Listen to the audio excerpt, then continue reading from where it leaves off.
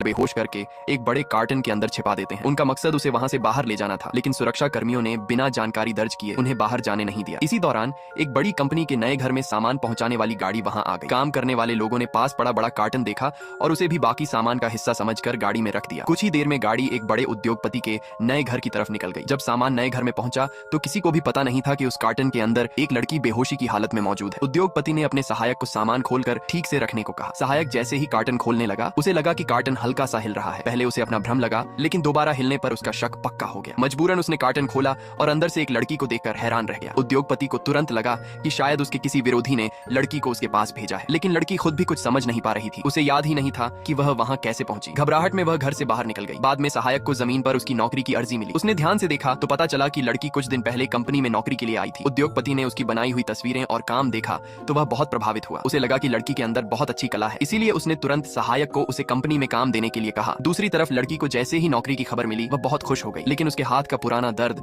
अभी भी उसे परेशान करता था। असल में 5 साल पहले उद्योगपति की जान को खतरा था। एक दिन लड़की ने उसे एक बड़ी दुर्घटना से बचाने के लिए अपना हाथ आगे कर दिया था। इसी दौरान उसके हाथ में गहरी चोट लग गई और तब से उसके हाथ में पुरानी तकलीफ बनी हुई थी। उद्योगपति ने उस समय लड़की का चेहरा ठीक से नहीं देखा था, इसलिए वह सालों से अपनी जान बचाने वाली उस लड़की को ढूंढ रहा था। उसे बिल्कुल अंदाजा नहीं था कि जिस लड़की को वह ढूंढ रहा है वही अब उसकी कंपनी में काम करने आ रही है। अगले दिन लड़की जल्दी से कंपनी पहुंची। अनजाने में वह उद्योगपति की खास लिफ्ट में चली गई। कंपनी के कुछ लोगों ने ये देखा और उसके बारे में तरह तरह की बातें करने लगे। कंपनी का एक अधिकारी भी उसे पसंद नहीं करता था, क्योंकि उसे लगता था कि लड़की को बिना आम प्रक्रिया के सीधे नौकरी मिली है, इसलिए उसने उसे परेशान करने का मौका ढूंढना शुरू कर दिया। उस अधिकारी ने लड़की को एक जरूरी कागज उद्योगपति के दफ्तर में पहुंचाने भेजा। उसे पता था कि उद्योगपति बिना अनुमति किसी को अपने दफ्तर में आने नहीं देता। लड़की दफ्तर में पहुंची और अंदर कोई नहीं दिखने पर कागज रखने के लिए अंदर चली गई। तभी उद्योगपति अचानक पीछे से आ गया। लड़की घबरा गई और संभलते संभलते गिरने वाली थी, लेकिन उद्योगपति ने उसे वक्त पर संभाल लिया। दोनों एक दूसरे को देखकर हैरान रह गए। उद्योगपति ने अपनी पहचान बताई, लेकिन लड़की को यकीन ही नहीं हुआ कि सामने खड़ा आदमी कंपनी का सबसे बड़ा मालिक है। कुछ ही पल बाद कई कर्मचारी अंदर आए और सबने उद्योगपति को देखकर सम्मान से अभिवादन किया। तब लड़की को अपनी गलती का एहसास हुआ और वह बहुत शर्मिंदा हो गई। मौका देखकर वही अधिकारी लड़की को नौकरी से निकालने की मांग करने लगा। उसने कहा कि लड़की ने बिना अनुमति दफ्तर में प्रवेश किया